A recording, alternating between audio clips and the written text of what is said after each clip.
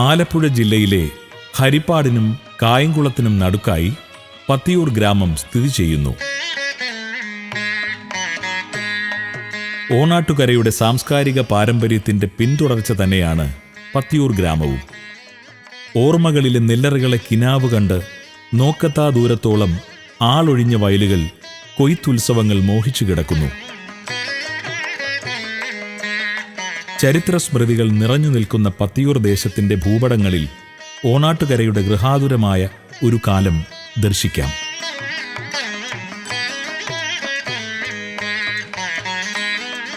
നൂറുകണക്കിന് വർഷങ്ങളുടെ ചരിത്രത്തിനുമപ്പുറം ഇതിഹാസ കാലഘട്ടത്തിൽ ശ്രീ പരശുരാമനാൽ അനുഗ്രഹിക്കപ്പെട്ട പുണ്യഭൂമി കൂടിയാകുന്നു പത്തിയൂർ ദേശം.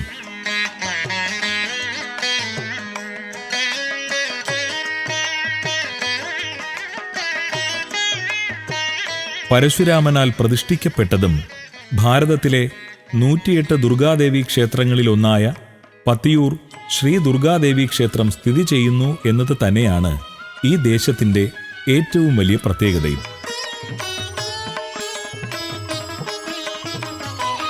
ഗ്രാമത്തിൽ നിറഞ്ഞു നിൽക്കുന്ന ദേവീ ചൈതന്യത്തെ തലമുറകളായി സർവ്വ ആചാരാനുഷ്ഠാനങ്ങളോടും കൂടി നിലനിർത്തുന്ന ഒരു ജനതയും ഇവിടെ ഉണ്ട് എന്നതാണ് ഈ ഭൂമിയുടെ മറ്റൊരു അനുഗ്രഹം.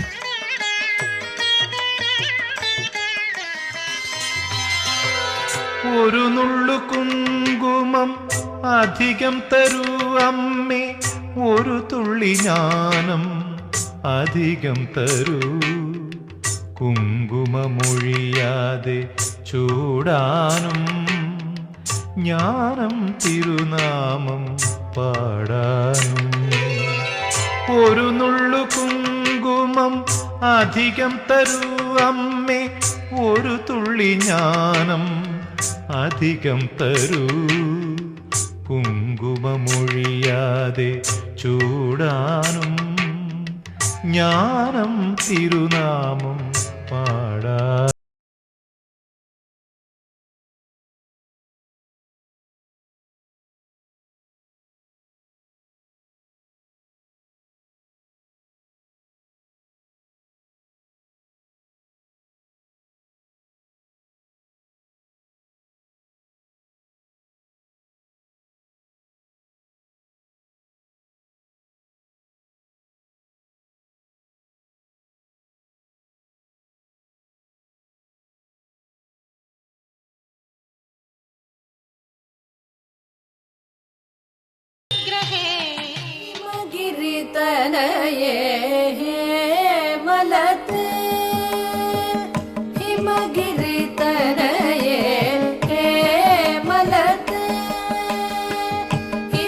സമീപ പ്രദേശത്തുള്ള പ്രശസ്തമായ ക്ഷേത്രങ്ങളുമായി ബന്ധപ്പെടുത്തിയുള്ള ആചാരാനുഷ്ഠാനങ്ങളും പത്തിയൂർ ക്ഷേത്രത്തിന് സ്വന്തമാണ്.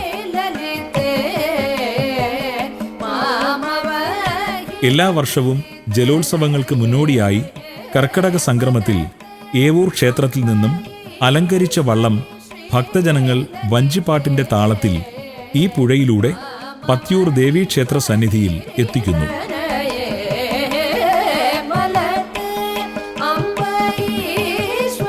ദേവിക്ക് കാഴ്ചദ്രവ്യങ്ങൾ സമർപ്പിക്കാനെത്തുന്ന ഏവൂർ കരക്കാരെ വാദ്യമേളങ്ങളോടെ പത്തിയൂർ ഗ്രാമം സ്വീകരിക്കുന്നു. ഇവിടെ കലയും ഭക്തിയും പ്രകൃതിയും സംഗമിക്കുമ്പോൾ ഗ്രാമങ്ങൾ തമ്മിലുള്ള ആത്മബന്ധങ്ങളുടെ നിർമ്മലമായ സ്നേഹത്തിന്റെ സംഗമോത്സവവും കൂടിയാകുന്നു. ഇവിടെയാണ് ആത്മീയത, മാതൃകാപരമായ സംസ്കാരങ്ങൾ രൂപപ്പെടുത്തുന്നതും.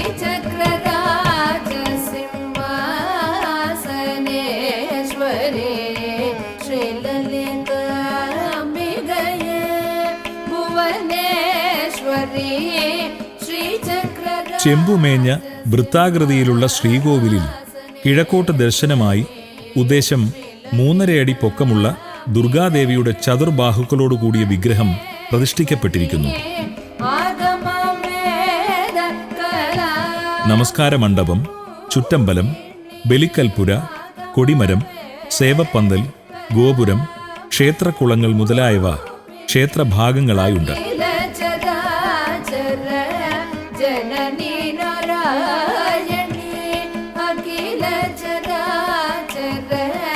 जननी नारायणी नागकङ्कण नटराज मनोहरी नागकङ्कण नटराज मनोहरी ज्ञानविद्येश्वरी राजराजेश्वरी നമസ്കാര മണ്ഡപവും ബലിക്കൽപുരയുടെ മച്ചും കമനീയമായ ദാരുശില്പങ്ങളാൽ അലങ്കൃതമാണ്.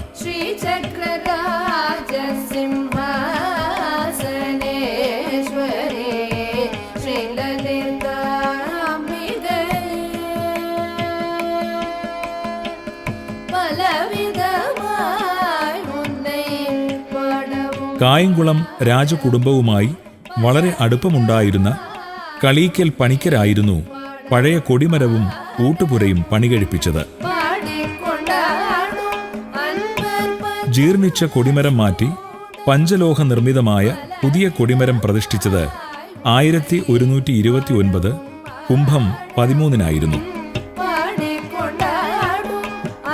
ഭഗവതിക്ക് പുറമെ നാലമ്പലത്തിനുള്ളിൽ ഗണപതി, ശിവൻ, ഹനുമാൻ എന്നീ ഉപദേവതമാരെയും നാലമ്പലത്തിനു പുറത്ത് ശ്രീകൃഷ്ണൻ, ശാസ്താവ്, രക്ഷസുകൾ, നാഗരാജാവ്, നാഗയക്ഷി, യക്ഷിയമ്മ, ശിവൻ എന്നീ ഉപദേവതകളെയും പ്രതിഷ്ഠിച്ചിരിക്കുന്നു.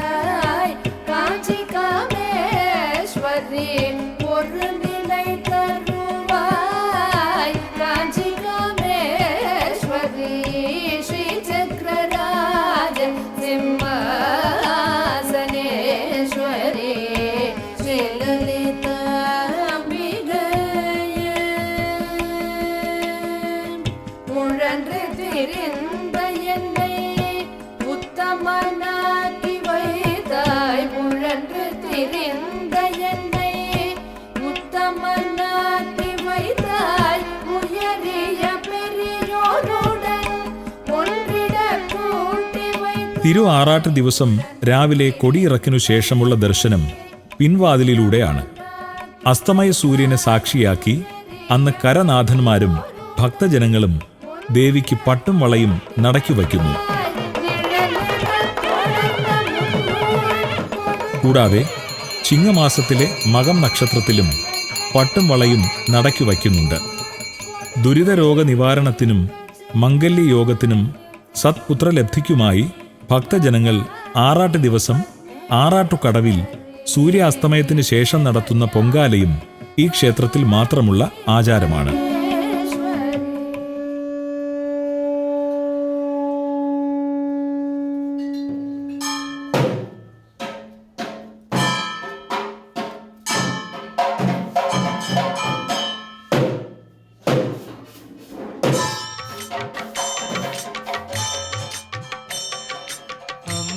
നാരായണ ദേവി നാരായണ ലക്ഷ്മി നാരായണ ഭദ്രേ നാരായണ അമ്മേ നാരായണ ദേവി നാരായണ ലക്ഷ്മി നാരായണ ഭദ്രേ നാരായണ.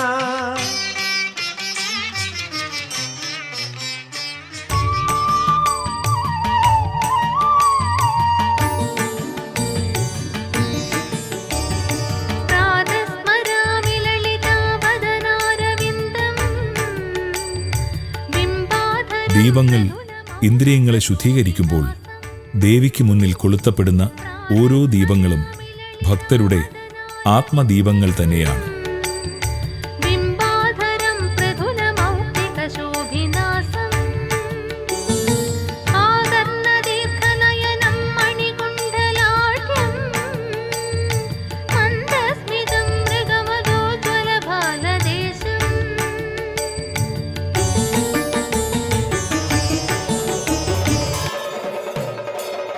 കാമക്രോധമോഹങ്ങൾ അഗ്നിയിൽ ശുദ്ധീകരിക്കുമ്പോൾ സ്വാസ്ഥ്യത്തിൻ്റെ പരമാനന്ദത്തിലേക്കെത്തുന്ന ഭക്തന്റെ ആത്മാവ് ദേവിയുടെ തൂമന്ദഹാസങ്ങളിൽ ലയിച്ചു ചേർന്ന് ധ്യാനാത്മകമാകുമ്പോൾ ഹൃദയദളങ്ങൾ ദേവിക്ക് സമർപ്പിക്കുവാനുള്ള പുഷ്പങ്ങളാകുന്നു.